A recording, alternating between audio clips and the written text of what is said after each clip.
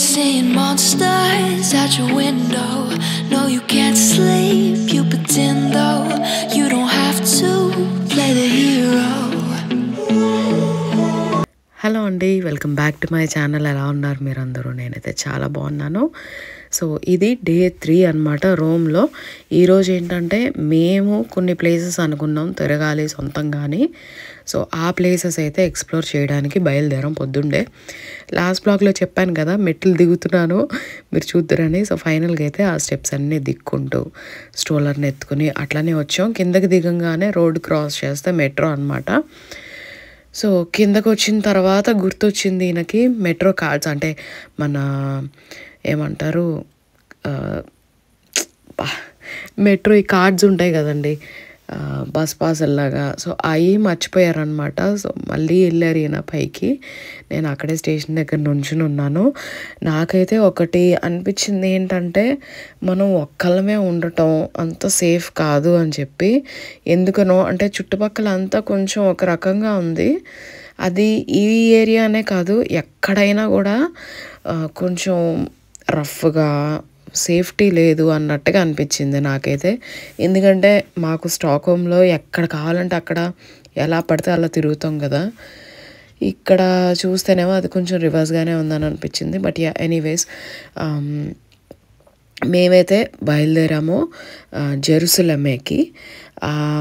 Santa cross జెరూసలేమే church పేరు అన్నమాట. ఏంటంటే 7 పిల్గ్రిమ్ చర్చెస్ ఉన్నాయి. ఆ 7 పిల్గ్రిమ్ చర్చెస్లో అదొకటి మెయిన్ చర్చ్ అనమాట. మస్ట్ విజిట్ అని అనుకోండి.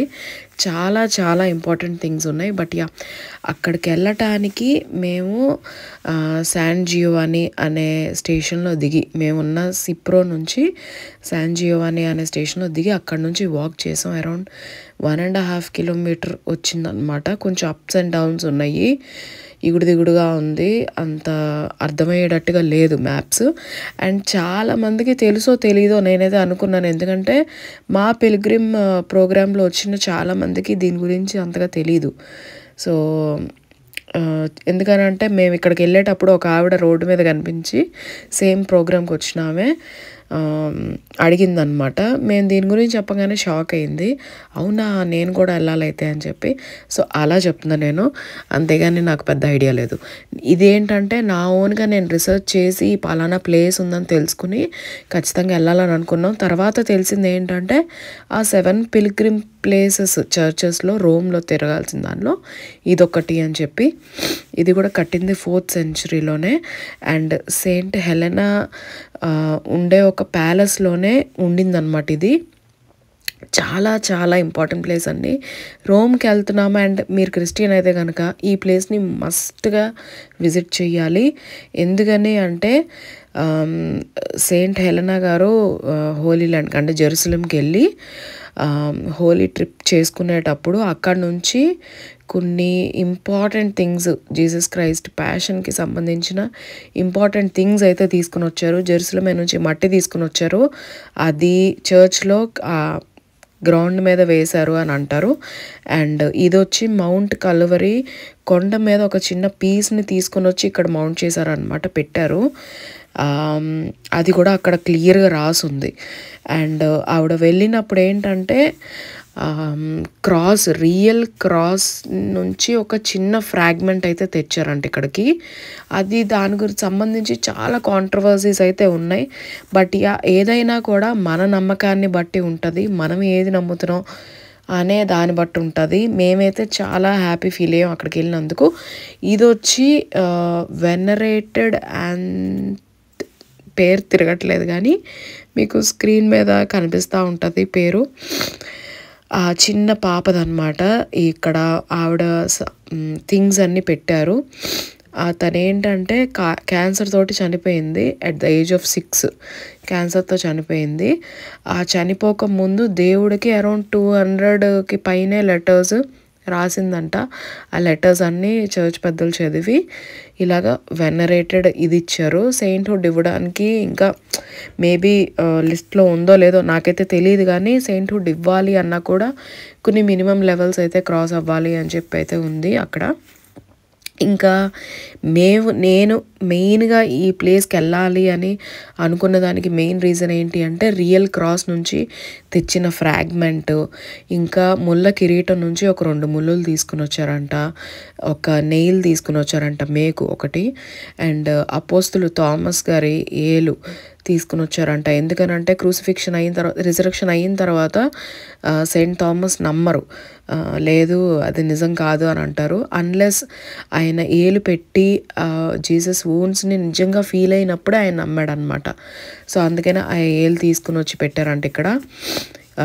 ఇంకా రెప్లికా ఆఫ్ ష్రౌడ్, జీసస్ క్రైస్ట్ని చనిపోయిన తర్వాత సమాధి చేసేటప్పుడు కప్పిన క్లాత్ అనమాట, నిజంగా కప్పిన క్లాత్ ఒక రెప్లికా, నిజంది కాదు, నిజంది ట్యూరిన్లో ఉంది. సో ఇది రెప్లికా అనమాట. అవన్నీ అయితే ఈ ప్లేస్లో పెట్టారు. అసలు అదంతా చూసి చాలా అంటే చాలా ఒక రకంగా అయిపోయిందనమాట. ఒళ్ళంతా జలదరిచ్చినట్టు అనిపించింది నాకైతే. చాలా హ్యాపీ అనిపించింది. ఎంత బ్లెస్డ్ ఉంటే ఇలాంటి ప్లేస్కి వెళ్ళి ఇవన్నీ చూడగలం అనిపించింది. క్రాస్కి సంబంధించి ఒక థియరీ ఉంది. ఏంటి అంటే సెయింట్ హెలెనా అక్కడికి వెళ్ళినప్పుడు 3 crosses దొరికితే ఆ 3 crosesలో ఏది ఒరిజినల్ది అని తెలుసుకోవడానికి ఆవిడ ఒక చనిపోయిన ఒక యంగ్ అబ్బాయి, ఒక అబ్బాయి చనిపోతే ఆ చనిపోయిన ఆయన మీద ఆ 3 crosses పెడితే ఒక్క క్రాస్కి ఆయన బతికి లేసాడంట. సో దాన్ని బట్టి నిర్ధారణకు వచ్చింది ఏంటి అంటే ఇదే రియల్ క్రాస్ అని చెప్పి. సో దానికి సంబంధించి ఒక చిన్న ఫ్రాగ్మెంట్ అయితే ఇక్కడ తీసుకుని వచ్చి పెట్టారు. అండ్ చర్చ్ అయితే చాలా చాలా బాగుండింది. మెయిన్ ఆ రెలిక్స్ కోసం వెళ్ళాం. సో అది చాలా హ్యాపీ అనిపించింది చూసుకున్న తర్వాత. అండ్ లక్కీగా ఆ రోజే అక్కడ మాస్ కూడా జరుగుతుంది, సండే అనమాట అది. మేము ఈ ప్లేసెస్ తిరగడంలో మాస్ మిస్ అవుతాం అని అనుకున్నాం, కానీ అది కూడా కవర్ చేసేసుకున్నాం. హ్యాపీ అనిపించింది. ఇంకా అక్కడికి నుంచి బయటికి రాగానే చిన్న ఇన్సిడెంట్ అయింది. రోడ్డు క్రాస్ చేస్తూ చూసుకోకుండా హడావిడి కంగారులో నా కాల్లో నేనే వేసుకుని దమ్మని పడ్డాను. మోకాలు తొక్కులేసింది, చేతికి దెబ్బలు తగిలినాయి, చాలా ఇదైంది, ఫుల్ నొప్పులు అనమాట. అక్కడికక్కడే 2 ఇప్రిన్లు వేసుకుని అలాగే ఒళ్ళు నొప్పులతోటైతే బయలుదేరాను నెక్స్ట్ ప్లేస్కి. వెళ్ళేటప్పుడే మేము ఫస్ట్ వెళ్ళిన లాటరన్ బెసిలికా పక్కన నుంచి వెళ్ళామన్నమాట.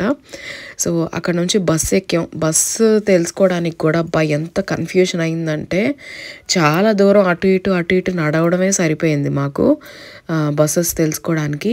నాకు అక్కడ ఇంకొక ఇది అనిపించింది ఏంటంటే చాలామంది ఇండియన్స్ లాగానే ఉన్నారు, కానీ వాళ్ళు ఇండియన్స్ కాదో లేదో తెలియదు. ఒకళ్ళిద్దరితోటి మాట్లాడడానికి ట్రై చేసి దగ్గరకు కూడా వెళ్ళినప్పుడు కూడా వాళ్ళు రెస్పాండ్ అవ్వకపోయేసరికి చాలా ఇదనిపించింది, చిరాకేసింది. ఇప్పుడు దేశం కాని దేశంలో అంత దూరం వెళ్ళి ఇలా మాట్లాడుతున్నామంటే దగ్గరకు వచ్చి మాట్లాడడానికి ఏం కష్టమో నాకు తెలీదు.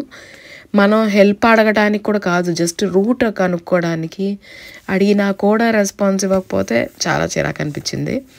అస్సలు హాస్పిటాలిటీ లేదని. సో అక్కడ నుంచి మేము నెక్స్ట్ స్టాప్ కొలోజియం లోపలికి అయితే వెళ్ళాం. ముందే టికెట్స్ బుక్ చేసుకోవాలి కొలోజియంకి వెళ్ళాలంటే. అది తిరిగి అంత ఓపిక లేదు, ఇది లేదు, ఇంట్రెస్ట్ లేదు కొలోజియం లోపల అంత లేదనమాట నాకు ఈయనకి. సో మేమేంటంటే మెయిన్ వెళ్ళింది కొలోజియం బయట ఫొటోస్ దిగడానికి వెళ్ళాము, కొలోజియం చూసాము అని చెప్పి. చాలా బాగుంది బయట నుంచి అయితే. ఇంకా అప్పటికే మా కుట్టోడు బ్యాటరీ అయిపోయింది. నేను బస్ ఎక్కే ముందే రోడ్డు మీద బస్ స్టాప్లో నుంచున్నప్పుడే వాడికి ఫుడ్ పెట్టేశాను అనమాట. పెట్టిన తర్వాత కొంచెం శాంతించాడు, కానీ బస్సులో మామూలుగా చుక్కలు చూపించలేదు. దిగాం. యూజువల్గా కొలోజియం చుట్టూరే చాలా హ్యాపెనింగ్ ప్లేస్ అనమాట. ఫుడ్కి సంబంధించి ఇటాలియన్ రెస్టారెంట్స్ చాలా వరకు కొలోజియం చుట్టూరు భలే ఉంటాయి అని మాకు తెలిసింది. సో మేము ప్లేసెస్ అన్నీ అలా తిరుగుతూ ఉన్నాం. రెస్టారెంట్స్ ఫుల్ రష్ ఉన్నాయి అన్నమాట. స్ట్రోలర్ పట్టి మేము కూడా కూర్చునేంత తీరికగా ఉండే రెస్టారెంట్లు ఎక్కడ ఉన్నాయా అని ఎతుకుతూ ఫైనల్గా ఒకదానికి వచ్చాం. అక్కడైతే ఎంత బాగుందంటే నేను మాటల్లో చెప్పలేను. ఫుడ్ అండ్ హాస్పిటాలిటీ కూడా. ఓనర్ సర్వ్ చేశాడు అనమాట మాకు. ఆయన ఓనర్ అని తర్వాత తెలిసింది. అసలు ఎంత బాగా మాట్లాడాడంటే చాలా హ్యాపీ అనిపించింది అనమాట. వాళ్ళ పాపకు కూడా మన కుట్టోడంత సేమ్ ఏజ్ బాగున్నాడంట. సో అదే చెప్తా ఉన్నాడు. అండ్ కుట్టోడు సైలెంట్గా ఉన్నాడు మేము తిన్నంతసేపు. అంటే అక్కడికి వెళ్ళంగానే కొంచెం వామ్గా కొంచెం పీస్ఫుల్గా అనిపించింది, సైలెంట్గా, ఎక్కువ రష్ లేకుండా చాలా బాగుండింది. ఇంకా మెయిన్ థింగ్ ఏంటంటే ఇటాలియన్ ఫుడ్స్లో కొన్ని మస్ట్ ట్రై ఫుడ్స్ ఉన్నాయి, లైక్ లసాన్యా, ఇంకా తిరమిసు, ఇంకా జెలాటో. సో ఇవన్నీ అయితే ట్రై చేయాలి, ఒకే షాట్లో అన్నీ అయిపోవాలి అని అనుకున్నాం. ఇంకా ఈయనకి మా పెద్దోడికి ఫేవరెట్ లసాన్యా, సో అది చెప్పుకున్నారు. నేను పాప అయితే ఆల్ఫ్రెడో చికెన్ చీజ్ పాస్తా చెప్పుకున్నాం. నా ఫేవరెట్ అది. అసలు అబ్బా నేను ఇప్పటికీ మర్చిపోలేను ఆ టేస్ట్. మళ్ళీ అక్కడికే వెళ్ళి మళ్ళీ అదే ఆర్డర్ చేసుకుని తినాలి అన్నంత బాగుందన్నమాట. ఇంకా జెలాటో అంత ఏమంటారు స్పెషలా అని అనిపించింది అనమాట, టు బీ ఫ్రాంక్ చెప్పాలంటే. మేబీ మేము రాంగ్ ఫ్లేవర్స్ ఏమైనా ఆర్డర్ చేసుకున్నామేమో. ఇంకా అక్కడ ఉన్న వెయిటర్లు అందరూ మా కుట్టోడిని చూసి ఒక్కటే మాట్లాడడం, అమ్మో ఎంత క్యూట్గా ఉన్నాడో, ఎంత మంచిగా ఉన్నాడో, ఎంత సైలెంట్గా ఉన్నాడో. వాడు అరిస్తే తెలియదు, వాడు అరిస్తే ఎలా ఉంటుంది అని, సైలెంట్గా ఉన్నప్పుడు చూశారు కాబట్టి క్యూట్ క్యూట్ అని అంటున్నారు. ఇంకా చాలాసేపు అలా కూర్చుని టైంపాస్ చేసి కడుపు నిండా తిని మళ్ళీ బయలుదేరాం ఇంకో స్టాప్కి. అది మేము వెళ్ళాలి అని ఖచ్చితంగా అనుకున్నాం. యాక్చువల్గా చాలా ప్లేసెస్ ఉన్నాయి మేము అనుకున్నవి, కానీ కొన్నే చేయగలిగాం ఎందుకంటే పిల్లలతో అన్ని ప్లేసులు తిరగడం చాలా కష్టం. చర్చ్ ఆఫ్ జేసు ఇది మెయిన్ థింగ్ అనమాట మా బకెట్ లిస్ట్లో. మేము అక్కడికి వెళ్ళంగానే మా కుట్టోడు పడుకుని పోయాడు. ఇంకా మేము బయట నుంచి ఒక ఫోటో దిగి గబగబా పైకి వెళ్ళిపోయాం. ఇంకొక డ్రాబ్యాక్ ఏంటంటే రోమ్లో ప్రతి దగ్గర వీల్ చైర్ యాక్సెస్ లేదు. స్ట్రోలర్ కూడా వీల్ చైర్ దానిలోనే తీసుకుని వెళ్ళాలి. సో ఎత్తుకుని వెళ్ళాల్సి వస్తుంది అనమాట. వాడు పడుకుని పోయాడంటే అస్తమానం లేపడం ఎందుకని నేను మా పెద్దోడు ఒక సైడు ఈయన ఒక సైడు ఇలా చర్చ్ మెట్లు ఎక్కి తీసుకుని వెళ్తున్నాం అనమాట. సో అలాగా. ఇంకా ఈ చర్చ్ ఎందుకని అంటే మేం కలిసింది లాయలా కాలేజ్లోనే, నేను ఈయన. మా లవ్ స్టోరీ అక్కడే స్టార్ట్ అయింది. కాలేజే లేకపోయి ఉంటే మేమే కలిసే వాళ్ళం కాదేమని మా ఫీలింగ్. అండ్ ఇది మదర్ చర్చ్ అనమాట జెస్యూట్స్కి. ఏమంటారు mother church of society of Jesus అంటారు, జెస్యూట్ ఫాదర్స్ది. So dedicated to holy name of Jesus అనమాట. 15th centuryలో కట్టించిన చర్చ్ ఇది. ఎంత బాగుందో లోపల. అండ్ దీని స్పెషాలిటీ ఏంటి అంటే రెలిక్స్, ఇగ్నేషియస్ లోయలా రెలిక్స్ ఉన్నాయి, ఆయన బాడీ అక్కడే ఉంది. ఇంకా రాబర్ట్ బెలర్మిన్ది ఉంది. ఇంకా Saint Francis Xavier right hand ఉంది. ఆయనంట రికార్డ్ అంట, చాలా ఎక్కువ మందిని బ్యాప్టైజ్ చేశారు అని చెప్పి. సో ఆయన రైట్ హ్యాండ్ అక్కడ ఉంది, మిగిలిన బాడీ గోవాలో ఉంది. మీకు తెలుసో తెలీదో మరి చెప్తాను. సో అది స్పెషాలిటీ. లాయలా కాలేజ్ ఎన్ని ఉన్నాయి చెప్పండి మన ఇండియాలో. ఆఖరికి మాయ చదువుకుంటూ కూడా అదే కాలేజ్లో, అంటే మా హస్బెండ్ వాళ్ళ ఫాదర్ అనమాట. సో ఆ కనెక్షన్ ఉంది, అందుకని చెప్పి అక్కడికి వెళ్ళాము. పక్కనే జెస్యూట్ హౌస్ అంట, అంటే ఫాదర్లు అవ్వకముందు అక్కడే ఉంటారు వాళ్ళ హోమ్ లాగా. ఆ విషయం మాకు ముందే తెలుసుంటే ఖచ్చితంగా అక్కడికి కూడా వెళ్ళేవాళ్ళం. అరే మిస్ అయిపోయామని అనిపించింది. బట్ ఆ చర్చ్ అయితే చూసుకున్నాం, చాలా బాగుంది, చాలా హ్యాపీ అనిపించింది. ఇంకొక పెద్ద రీజన్ ఉంది ఆ చర్చ్కి వెళ్ళడానికి. ఆ రీజన్ ఎప్పుడన్నా టైం వచ్చినప్పుడు చెప్తాను. ఇంకా అక్కడ నుంచి మళ్ళీ బస్ క్యాచ్ చేసి ఇంటికి చేరుకోవాలి అని చెప్పి బస్ ఎక్కాం. కానీ ఇంటికి చేరుకోవాలా, అసలు ఎంత దారుణంగా ఉందంటే నిజంగా రోమ్లో మాకు యాక్సెస్ అవ్వటానికి పబ్లిక్ ట్రాన్స్పోర్ట్ ఏమంటారు ఫుట్పాత్ లేదు. మేము మా ఇంటి దగ్గర స్టాప్లో దిగాం, అడుగుదామని చూస్తే ఫుట్పాత్ లేదు. దిగిన వాళ్ళు రోడ్డు మధ్యలో అలా ఉండిపోయాం అనమాట. ఏం చేయాలో అర్థం కాలేదు. 1.5 kilometer డిస్టెన్స్ అంతే, 1.5 కూడా కాదు, అరౌండ్ 800-900 meters దూరంలో ఉన్నాం ఇంటికి, మేము బుక్ చేసుకున్న ఎయిర్బిఎన్బికి. కానీ ఏమంటారు ఫుట్పాత్ లేదు వెళ్ళటానికి. ఏం చేస్తాం, మళ్ళీ క్యాబ్ బుక్ చేసుకున్నాం. అక్కడ నుంచి 800 meters దూరంలో ఉన్న ఎయిర్బిఎన్బి రూమ్కి వెళ్ళటానికి క్యాబ్ బుక్ చేసుకున్నామా అని అనిపించింది నిజంగా. అసలుకి వెళ్ళాము. ఇంటికి వెళ్ళిన తర్వాత ఇంకా ఎన్ని తిప్పలు పడినాక వండుకునే ఓపిక ఉండదండి. అసలు ఆ అంట్లన్నీ క్లీన్ చేసుకోవాలి, మొత్తం అంతా క్లీన్ చేసి ఇవ్వాలి వాళ్ళకి. దీనిలో తిరకాసు ఏంటి అంటే దానిలో ఉన్న లూప్ హోల్స్ మనం ఓపెన్గా రివ్యూ ఇవ్వటానికి లేదు. ఎందుకంటే మనం ఓపెన్గా రివ్యూ ఇస్తే వాళ్ళు మన మీద ఉన్నవి లేనివి రాస్తారంట. ఈయన అన్నారు. ఎందుకు వచ్చిందిలే, మనం ఎంత నీట్గా పెట్టించినా కూడా వాళ్ళు మన మీద బ్యాడ్ రివ్యూ ఇస్తే కనుక మనకి నెక్స్ట్ టైం ఎక్కడికైనా వెళ్ళినప్పుడు ఎయిర్బిఎన్బి దొరకడం కష్టం ఇద్దని అన్నారు. మేము నీట్గా మా ఇల్లు కంటే నీట్గా చేసి పెట్టి ఇచ్చాం వాళ్ళకి. బయలుదేరేటప్పుడు కూడా హాట్ వాటర్ రాలా, చన్నీళ్ళతో స్నానం చేసాము నేను ఈయన. పిల్లలైతే అసలు స్నానమే లేదు. ఎయిర్పోర్ట్కి బయలుదేరాం. యాక్చువల్గా ఆ రోజు మాకు పోప్ ఫ్రాన్సిస్ గారితో మీటింగ్ ఉండింది, ఆడియన్స్ మీటింగ్. అక్కడికి వెళ్ళాలి యాక్చువల్గా, కానీ మా వల్ల కాల. పిల్లలు అప్పటికే తేడా కొట్టేసింది. పాపకి ఫీవరు, కోల్డ్, కఫ్ 3 వచ్చేసినాయి. మా కుట్టోడు కొంచెం క్రాంకీగా ఉన్నాడు అనమాట, అబౌట్ టు సిక్ అన్నట్టుగా అర్థమైంది నాకు అక్కడే రూమ్లో బయలుదేరక ముందే. ఇంకేంటంటే అంత అవసరమా, పోప్ ఫ్రాన్సిస్ గారు మీట్ అయిన తర్వాత హడావిడిగా మళ్ళీ డైరెక్ట్ ఎయిర్పోర్ట్కి వెళ్ళాలన్నమాట. చాలా కష్టమైపోద్ది. ఎందుకులే మళ్ళీ ఎప్పుడన్నా చూసుకుందాం, ఇంకా జీవితంలో అలాంటి అవకాశం మళ్ళీ రాకపోదా అనే దీంట్లోని ఎయిర్పోర్ట్కి బయలుదేరిపోయాం. డైరెక్ట్గా క్యాబ్ బుక్ చేసి సరేనా, లగేజ్ తోటి మెట్రోలో క్యారీ చేసుకోవడం కష్టం ఇదంతా అని ఎయిర్పోర్ట్కి చేరుకున్నాం టైంకి. ఇంకొకటి చెప్పనా మీకు, కార్లో సీట్ బెల్ట్ పెట్టుకునే రూల్ కూడా లేదు అక్కడ. చాలా టెన్షన్ వచ్చింది. 1/2 అవర్ డ్రైవ్ కరెక్ట్గా చెప్పాలంటే మేమున్న ఎయిర్బిఎన్బి నుంచి ఎయిర్పోర్ట్కి. కానీ కార్ సీట్ లేదు మాకు. ఇక్కడ కార్ సీట్ అలవాటు అయిపోయింది, సేఫ్గా ఉన్నాము అని చెప్పి అనుకుంటాం మా బుడ్డోడితోటి. కార్ సీట్ లేదు, నేను నా ఒళ్ళో కూర్చోబెట్టుకున్నా. ఇంకా ఏం చేశానంటే నేను సీట్ బెల్ట్ వేసుకుని వాడిని గట్టిగా పట్టుకుని ఉన్నా అనమాట. చాలా టెన్షన్ వచ్చింది. 150 స్పీడ్లో వచ్చాడు డ్రైవరు.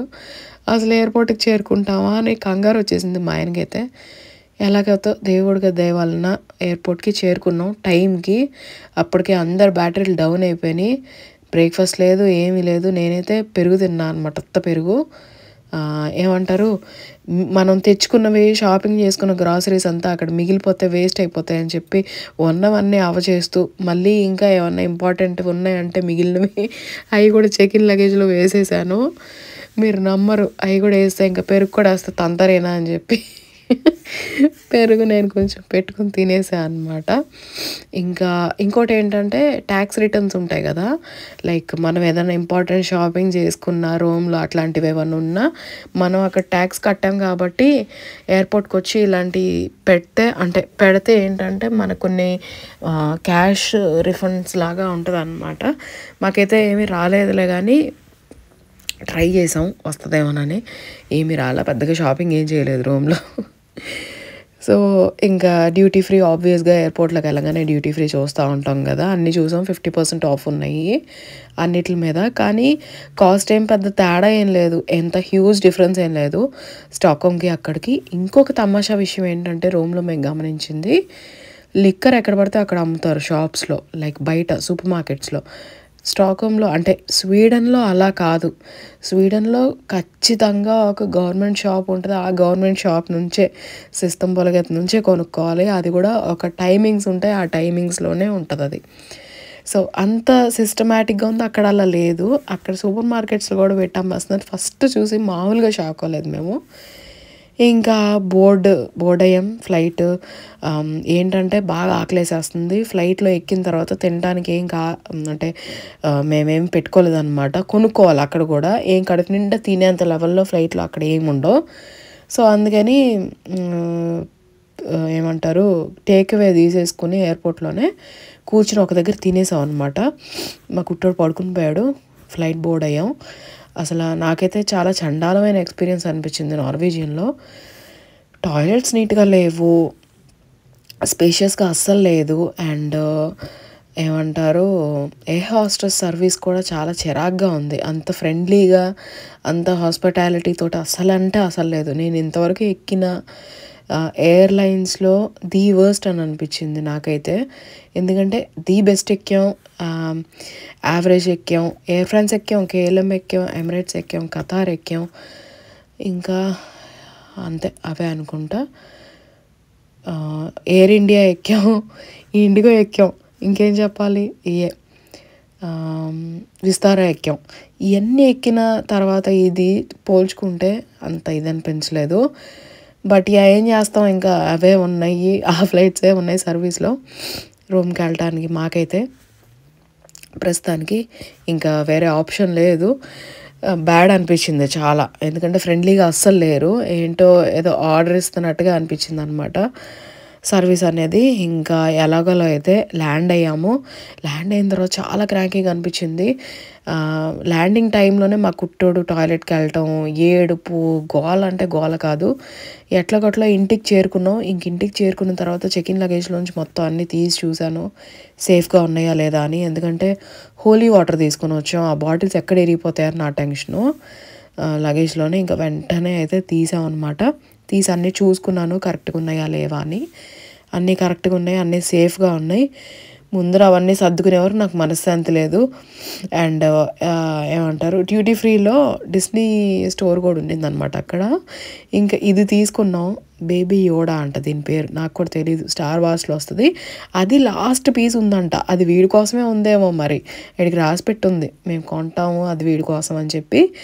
ఇది ఒక్కటే దొరికింది, ఇంకా వేరే పీస్ ఎత్తుకుదాము, ఇది ఒక్కటే ఉంది కదా అంటే. ఎప్పుడైనా కూడా మనం షాపింగ్ చేసేటప్పుడు ఒకటే పీస్ ఉందంటే డిస్ప్లేలో వేరే దాని గురించి ఎత్తుకుతాం కదా ఆబ్వియస్గా. అలా ఎతికాను, ఎక్కడా దొరకలేదు.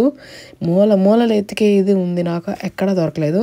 ఇంకా సరేలే ఇది ఒక్కటే ఉంది అండ్ ఇది ఒక్కటే నచ్చింది అక్కడ ఉన్న వాటిల్లో. అన్నిట్లో ఏమో యూనికార్న్ మిక్స్డ్ అమ్మాయిల టైప్లో ఉన్నాయి, పింక్గా. ఇది ఒకటే నాకు నచ్చింది. సరే ఇదే తీసుకుందాంలేండి అని చెప్పి బిల్లింగ్కి వెళ్ళిన తర్వాత అక్కడ వాళ్ళు అడిగారు, ఇది మీరు ఎక్కడ నుంచి తీశారు, మీకు ఎక్కడ దొరికింది అని. అలా అయిపోయిందంటే ఇది ఒక్కటే మిగిలింది లక్కీగా మా కుట్టోడు కోసం. సో అదండి ఈ వ్లాగ్కి. ఎలా ఉంది కింద కమెంట్ చేసి చెప్పండి. అండ్ నచ్చితే కనుక లైక్ చేయడం మర్చిపోవద్దు. నేను మళ్ళీ నా రొటీన్ నార్మల్ వ్లాగ్స్ తోటి మీ ముందుకు వచ్చేస్తాను. అప్పటి వరకు take care, bye bye. Seeing monsters out your window. No, you can't sleep, you pretend though. You don't have to play the hero. 'Cause I got you like you got me. When the earth shakes, when the bombs scream, until our last breath, every heartbeat.